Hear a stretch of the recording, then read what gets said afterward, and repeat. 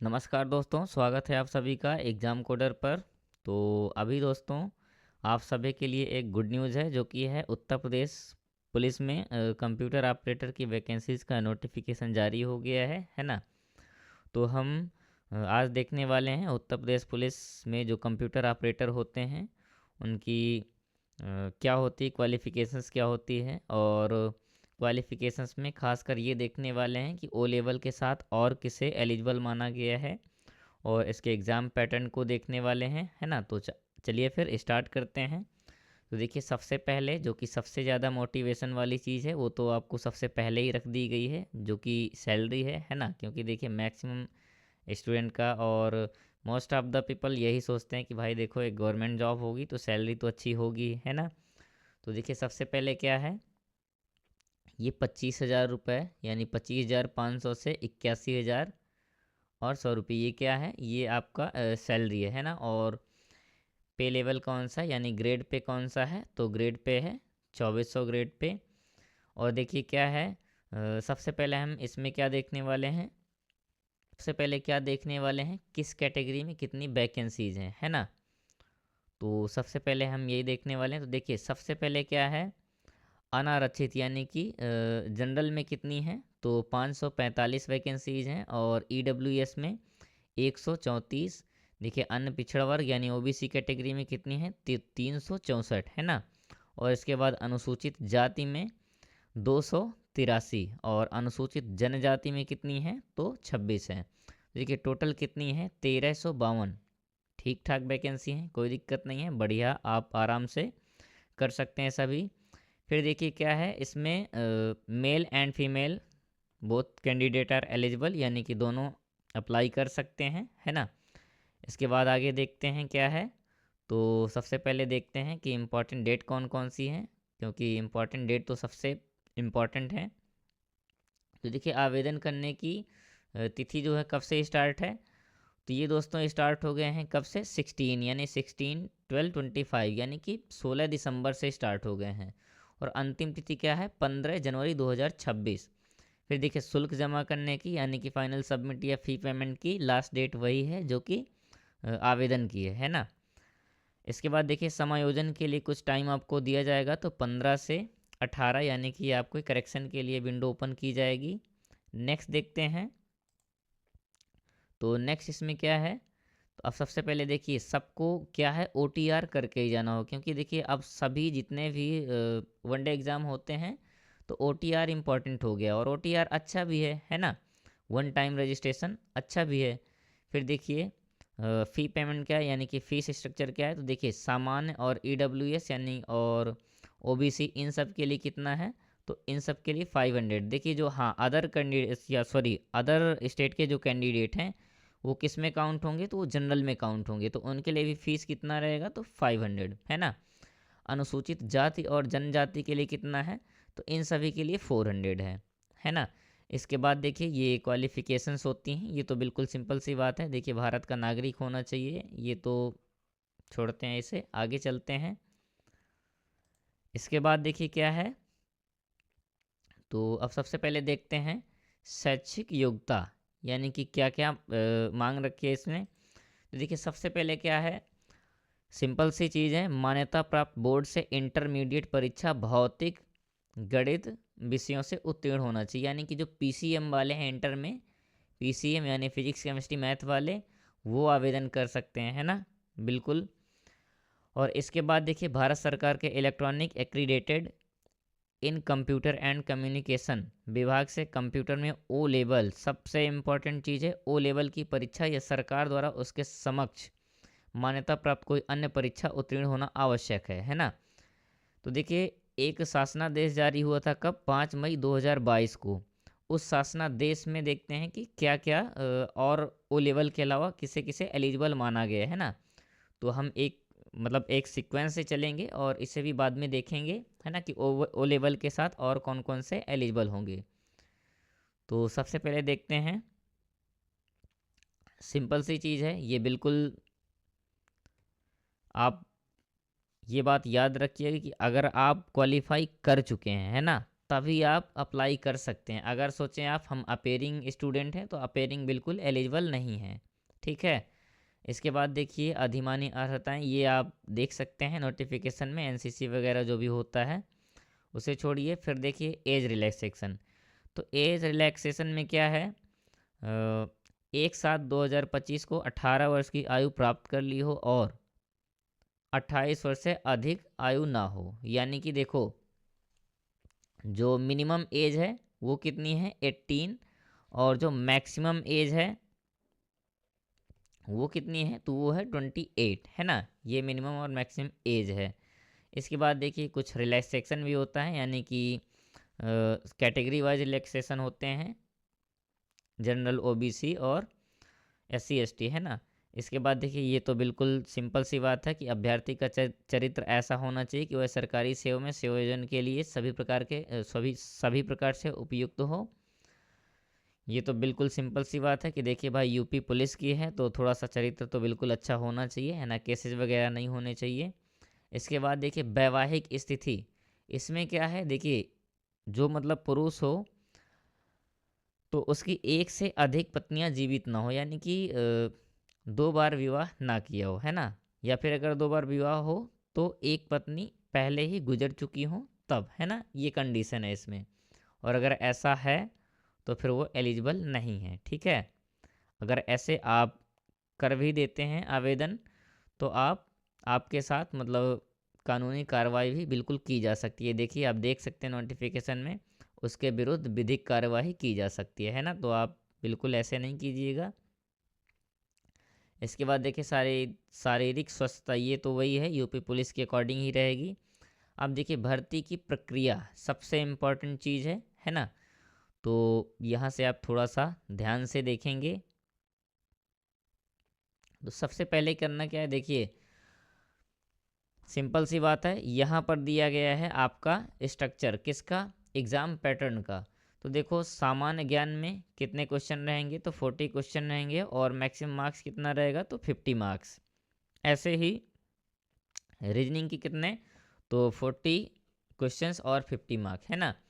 इसके बाद देखिए क्या है, इसमें ज़्यादा सब्जेक्ट नहीं है, सामान्य ज्ञान है और रीजनिंग है। इसके बाद रीजनिंग में थोड़ा बहुत मैथ भी रहेगी, बिल्कुल आप ऐसे नहीं समझ के चलिएगा। इसके बाद देखिए क्या है, कंप्यूटर। तो दोस्तों कंप्यूटर के कितने सारे क्वेश्चन हैं, ये तो सबसे लक वाली बात है कि जिसका कंप्यूटर थोड़ा अच्छा होगा वो बढ़िया स्कोर कर सकते हैं ना, क्योंकि देखिए कंप्यूटर इन दोनों का डबल है। 80 क्वेश्चन रहेंगे और 100 मार्क्स का रहेगा, टोटल रहेगा 200 मार्क्स का, और टाइम रहेगा, प्रश्नों की संख्या रहेगी कितनी, 160, यानी कि 160। नेक्स्ट देखते हैं और क्या है इसमें इंफॉर्मेशन। तो देखिए लिखित परीक्षा में न्यूनतम 40% अंक प्राप्त करना आवश्यक है। ये तो एक सिंपल सी बात हो गई कि क्वालिफाई करने के लिए 40% मार्क्स कंपलसरी हैं, है ना। इसके बाद देखिए जो इम्पोर्टेंट है वो देखते हैं।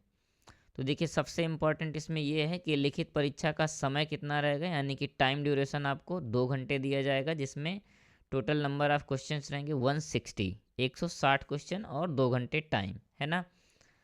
फिर इसके बाद देखिए ये तो छोड़िए, आगे नेक्स्ट चलते हैं, देखते हैं क्या है। तो देखिए मैं सब इम्पॉर्टेंट जो आपके लिए इम्पॉर्टेंट है वो कवर कर रहा हूँ, है ना। ऐसे तो पूरा नोटिफिकेशन आप एक बार जाके रीड कर लीजिएगा, लेकिन जो इम्पॉर्टेंट है और जहाँ पर बच्चों को डाउट होते हैं हम वो कवर कर रहे हैं, ठीक है। नेक्स्ट देखते हैं। तो अब देखिए सबसे इम्पॉर्टेंट है जो कि है ओ लेवल, यानी कि जिन्होंने ओ लेवल कर रखा है वो तो ठीक है, और जिनके पास अदर डिग्रीज या डिप्लोमा है कंप्यूटर रिलेटेड, तो उसके लिए जो एक शासनादेश जारी हुआ था कब, 5 मई और 2022 को, है ना। तो उसके सापेक्ष में देखते हैं कि और क्या क्या एलिजिबल किया गया यहाँ पर, है ना। तो सबसे पहले हम ये देखते हैं कि देखिए ओ लेवल तो है ही है, ओ लेवल के साथ किसे कर सकते हैं, यानी कौन कौन आवेदन कर सकते हैं, तो ये कुछ यहाँ दिए गए हैं। यानी कि DOAP, diploma in office automation और पब्लिशिंग। फिर यह DOMA, diploma in office management application, ADC, advance diploma in computer, ADCA advance diploma in computer application, ये जितने भी हैं जिनके पास ये सर्टिफिकेट है तो वो अप्लाई कर सकते हैं। नेक्स्ट देखते हैं क्या है, ADHC यानी advance diploma in computer hardware, जिसने कर रखा है वो भी एलिजिबल है। AD और CP advance diploma in computer programming, DCA diploma in computer application, DCFA diploma in computerised financial और अकाउंटिंग, है ना।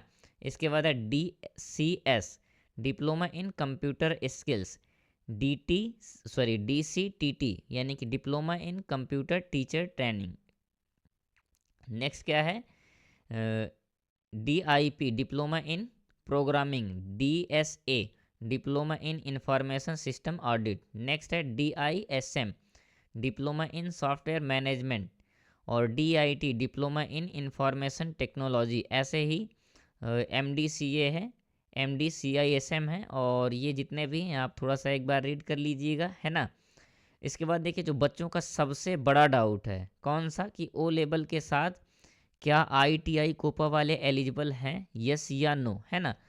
तो उनके लिए देखते हैं, क्योंकि वो काफ़ी टाइम से और काफ़ी लोग पूछ चुके हैं मुझसे पर्सनली। तो सबसे पहले देखिए हम यहाँ भी देख लेते हैं, जो DCA या PGDCA हैं वो भी बिल्कुल उत्तीर्ण हैं अगर, तो वो भी कर सकते हैं। और नेक्स्ट देखते हैं फिर, तो नेक्स्ट सबसे पहले हम यहाँ पर ये देखते हैं कि ITI वालों के लिए ये काफ़ी कन्फ्यूजन वाला सवाल है। तो देखिए यहाँ सिंपल सी बात है, यहाँ दिया गया BSc IT और MCA BTech, ये भी सभी क्या हैं, एलिजिबल हैं। और इसके बाद ये 9th नंबर में क्या है, ITI यानी कि 52 वीक्स का computer operator and programming assistant, यानी कि कोपा ट्रेड। जो ITI है, ITI कोपा यानी कि computer operator and programming assistant, जो कि इस ट्रेड वाले बच्चे हैं वो बिल्कुल एलिजिबल हैं, वो बिल्कुल परेशान ना हो, आवेदन कर सकते हैं, है ना। और बहुत जल्द से जल्द आपके लिए कंप्यूटर की क्लासें भी स्टार्ट कर दी जाएंगी। तो देखो सबसे पहले हम थ्योरी करेंगे और इसके बाद फिर MCQ को कवर करेंगे, है ना। तो मुझे उम्मीद है दोस्तों इतना सब कुछ आपको समझ में आया होगा। और इसके बाद देखते हैं सिलेबस, है ना। तो सिलेबस में देखिए क्या क्या है, तो सिंपल सी बात है, सबसे पहले क्या है, सामान्य ज्ञान। सामान्य ज्ञान में क्या क्या है, सामान्य विज्ञान यानी कि फिजिक्स केमिस्ट्री और बायो तीनों रहेंगे। फिर भारत का इतिहास, भारतीय संविधान पॉलिटी से, और ये है भारतीय अर्थव्यवस्था, संस्कृति, भारतीय कृषि और वाणिज्य एवं व्यापार, जनसंख्या, पर्यावरण, नगरीकरण, भारत का भूगोल एवं विश्व का भूगोल। देखो ये जियोग्राफी आप दोनों पढ़ना है, यानी कि इंडियन एंड वर्ल्ड। इसके बाद है प्राकृतिक संसाधन, उत्तर प्रदेश की शिक्षा, संस्कृति और सामाजिक प्रथाओं के संबंध में विशिष्ट जानकारी। उत्तर प्रदेश में राजस्व, पुलिस व सामान्य प्रशासनिक व्यवस्था, मानवाधिकार, आंतरिक सुरक्षा, आतंकवाद, भारत और उसके पड़ोसी देशों के बीच संबंध, है ना। ये इम्पॉर्टेंट है थोड़ा सा। और ऑलरेडी देखिए भारत के पड़ोसी देशों के बारे में मैंने कवर कर रखा है एग्ज़ाम कोडर पर, तो आप बिल्कुल प्लेलिस्ट में जाके इन्हें कर सकते हैं, है ना। इसके बाद देखिए राष्ट्रीय एवं अंतर्राष्ट्रीय समसामयिक विषय यानी कि करंट अफेयर, और देखिए राष्ट्रीय एवं अंतर्राष्ट्रीय संगठन बिल्कुल मैंने करवा रखा है। विमुद्रीकरण, उसका प्रभाव, साइबर क्राइम, वस्तु सेवा कर और पुरस्कार और सम्मान, ये बिल्कुल आने वाली चीज़ें हैं। देखिए देश राजधानी मुद्राएं, बिल्कुल ये चैप्टर ऑलरेडी यानी कि ये टॉपिक पूरा मैंने कंप्लीट करवा के दिया है और प्लेलिस्ट बनी है देश, राजधानी और मुद्राओं की। इसके बाद देखिए महत्वपूर्ण दिवस, अब जो महत्वपूर्ण यानी इम्पॉर्टेंट डेज हैं ये ऑलरेडी मैंने कवर कर रखा है, तो आप बिल्कुल जाके एक बार देख सकते हैं, है ना। फिर इसके बाद क्या है, अनुसंधान एवं खोज, पुस्तक और उनके लेखक। और फिर क्या है, सोशल मीडिया कम्युनिकेशन, ये है सामान्य ज्ञान का सिलेबस। नेक्स्ट देखते हैं, इसके बाद है मानसिक सामर्थ्य यानी कि मेंटल एप्टीट्यूड। तो देखिए इसमें क्या है, इसमें भी वैसे ही है जैसे रीजनिंग में जो भी क्वेश्चंस आते हैं, कौन कौन से, लॉजिकल डायग्राम हो गए और सिंबॉलिक रिलेशनशिप हो गए, इंटरप्रिटेशन। फिर क्या है प्रत्यक्ष ज्ञान बोध, वर्ड फॉर्मेशन टेस्ट यानी कि शब्द रचना परीक्षण, और लेटर एंड नंबर सीरीज, ये दोनों रहेंगी। इसके बाद है word and alphabet analogy, common sense यानी कि व्यवहारिक ज्ञान का, है ना। डायरेक्शन एंड सेंस यानी डायरेक्शन डिस्टेंस। और इसके बाद क्या है, लॉजिकल इंटरप्रिटेशन ऑफ डेटा यानी कि आंकड़ों का तार्किक विश्लेषण। देखो यहाँ पर थोड़ा सा डीआई है ना, तो थोड़ा सा आप फोकस कीजिएगा यहाँ पर। इसके बाद देखिए प्रभाव एवं तर्क, है ना। और फिर क्या है, अंतरीन भावों का विनिश्चयन करना, है ना। ये है आपका रीजनिंग का और मानसिक सामर्थ्य यानी कि मेंटल एप्टीट्यूड का। और भी क्या है इसमें तर्क शक्ति में, तो रीजनिंग में देखिए क्या है, एनालॉजी है, सिमिलैरिटी है और डिफरेंसेस हैं, स्पेस विजुअलाइजेशन है, फिर प्रॉब्लम सॉल्विंग है और विश्लेषण निर्णय यानी कि एनालिसिस जजमेंट है और डिसीजन मेकिंग निर्णय क्षमता, विजुअल मेमोरी दृश्य स्मृति, डिस्क्रिमिनेशन यानी कि विभेदन, अरिथमेटिक ऑब्जर्वेशन और यहाँ पर ऑब्जर्वेशन और अरिथमेटिक रीजनिंग यानी कि अंक गणितीय तर्क, वर्बल एंड फिगर क्लासिफिकेशन, शब्द और आकृति। यहाँ पर थोड़ा सा ध्यान देने वाली बात है, शब्द और आकृति, अर्थमेटिकल नंबर सीरीज, अंक गणितीय संख्या श्रृंखला। इसके बाद क्या है, तो इसके बाद देखते हैं, हाँ फिर यहाँ से है ability to deal with abstract idea and symbol and their relationship, अमूर्त विचारों के प्रतीक और उनके संबंधों में सामंजस्य की क्षमता। फिर देखो आ गया कंप्यूटर। अब देखिए कंप्यूटर में क्या क्या है, तो मैं पहले ही आपको बता चुका हूँ कि कंप्यूटर की आपकी बिल्कुल पहले थ्योरी क्लासें चलेंगी, इसके बाद फिर एमसीक्यूज़ को कवर करेंगे, है ना। तो देखिए सबसे पहले ये फंडामेंटल में क्या क्या आता है, इंट्रोडक्शन में यानी कि history and evolution and generation, ये सभी आते हैं कंप्यूटर के। फिर क्या है, organisations of computer system, hardware software और पेरिफेरल डिवाइसेस यानी कि इनपुट आउटपुट जो भी डिवाइसेस हैं। Algorithm, flow chart and number system, किसका, कंप्यूटर का। कौन सा नंबर सिस्टम, यानी कि जो ट्रू एंड फॉल्स। अब देखो ट्रू को किससे, 1 से डिनोट करते हैं और फॉल्स को 0 से। इसे कौन सा नंबर बोलते हैं आप कमेंट में बताएंगे, है ना। इसके बाद देखिए डेटाबेस मैनेजमेंट। डेटाबेस मैनेजमेंट में क्या क्या है, तो बिल्कुल एक बार देखते हैं डेटाबेस मैनेजमेंट में क्या क्या है। तो इसमें है देखिए डेटा ऑर्गेनाइजेशन और फाइल मैनेजमेंट सिस्टम, डेटाबेस का कॉन्सेप्ट होना चाहिए और relation, data model and basic concept of database, popular database management system, FoxPro and Oracle with SQL. देखो स्ट्रक्चर्ड क्वेरी लैंग्वेज का भी यहाँ पर इम्पॉर्टेंट रोल है, तो बिल्कुल आप हल्के में नहीं लीजिएगा, है ना। फिर क्या है, इसके बाद देखिए दोस्तों क्या है, तो पीसी सॉफ्टवेयर एंड ऑफिस ऑटोमेंटेशन यानी कि जो सिस्टम के सॉफ्टवेयर होते हैं और ऑफिस सॉफ्टवेयर होते हैं उन सब के बारे में इंफॉर्मेशन। फिर क्या है, the need for office automation, electronic capture storage, graphics and graphics user interface, electronic data interchange, ये सभी आप सॉफ्टवेयर में ही पढ़ने वाले हैं। इसके बाद क्या है, वर्क प्लेस प्रोडक्टिविटी टूल्स। देखिए इसमें ऑफिस पढ़ने वाले हैं जैसे कि वर्ड प्रोसेसिंग टूल्स और इलेक्ट्रॉनिक स्प्रेडशीट यानी कि एक्सेल, इलेक्ट्रॉनिक प्रेजेंटेशन यानी कि पीपीटी, माइक्रोसॉफ्ट ऑफिस में ये सब वर्ड, एक्सेल, पावर पॉइंट, ये सभी पढ़ने वाले हैं। ओपन ऑफिस और using the tools in English and official Indian, Windows, Unix and Unicode font, है ना। Interchange of file across this platform यानी कि फ़ाइल का इंटरचेंज, ये सब पढ़ने वाले हैं। फिर क्या है, कंप्यूटर नेटवर्क। तो देखो कंप्यूटर नेटवर्क में क्या क्या पढ़ना है, वैसे तो इंटरनेट कंप्लीट में पढ़ाऊँगा, आप परेशान नहीं होइएगा। देखिए कंप्यूटर नेटवर्क में टाइप ऑफ इंटरनेट, नेटवर्क की टोपोलॉजीज को पढ़ने हैं, स्टार, बस, रिंग, ये जो भी टोपोलॉजी होती हैं, ओएसआई मॉडल को पढ़ेंगे और risk assessment and security measures and security issues को पढ़ने वाले हैं, लैन, वैन और मैन, इन सब को पढ़ने वाले हैं। फिर देखिए द इंटरनेट। अब देखो इंटरनेट में working with internet, usage of internet, search engines, emails और e commerce, e banking and e learning, IoT, internet of things, ये भी पढ़ने वाले हैं, है ना। फिर देखते हैं क्या है, emerging technologies and web publishing.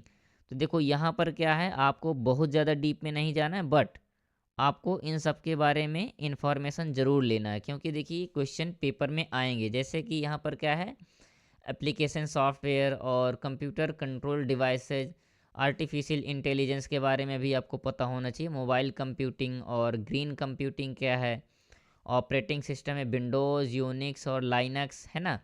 इसके बाद देखिए HTML, जावा स्क्रिप्ट और banking and e commerce application, इन सब के बारे में आपको इन्फॉर्मेशन होना चाहिए। फिर क्या है, बूलियन एल्जेब्रा, एल्जेब्रा में क्या ऑपरेटर्स हैं, ट्रथ टेबल्स हैं और क्लॉजेस एंड प्रॉपर्टीज़ हैं। लॉ ऑफ बूलियन एल्जेब्रा है और SOP POS, ये सभी, और एप्लीकेशन ऑफ बूलियन लॉजिक, है ना, ये हो गया। इसके बाद देखते हैं डाटा स्ट्रक्चर्स। तो इसमें क्या है, डाटा स्ट्रक्चर्स में क्या है, तो सिंपल सी बात है, इसमें भी देखिए 1 and 2 dimensional arrays, stack and क्वेज। फिर क्या है, क्रिप्टोग्राफी, बेसिक्स ऑफ क्रिप्टोग्राफी, है ना। इसके बाद देखते हैं क्या है, तो ये कंप्यूटर का भी सिलेबस समाप्त हो गया है।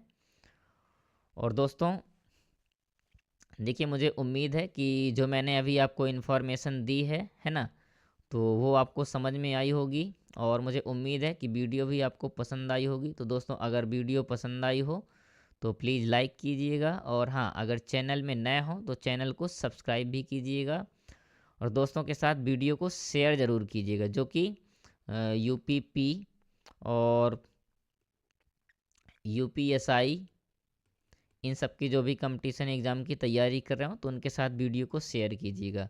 और दोस्तों बहुत जल्द आपके लिए UP स्पेशल, है ना, UP स्पेशल की क्लासें चलने वाली हैं, और साथ में ही कंप्यूटर, जो कि बिल्कुल एकदम फाउंडेशन से रहेगा।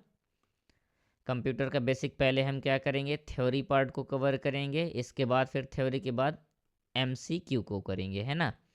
तो उम्मीद है दोस्तों आप सभी को वीडियो पसंद आई होगी। तो जुड़ रहे हैं कंप्यूटर टेक जोन के साथ, बेस्ट विशेस के साथ। थैंक यू दोस्तों।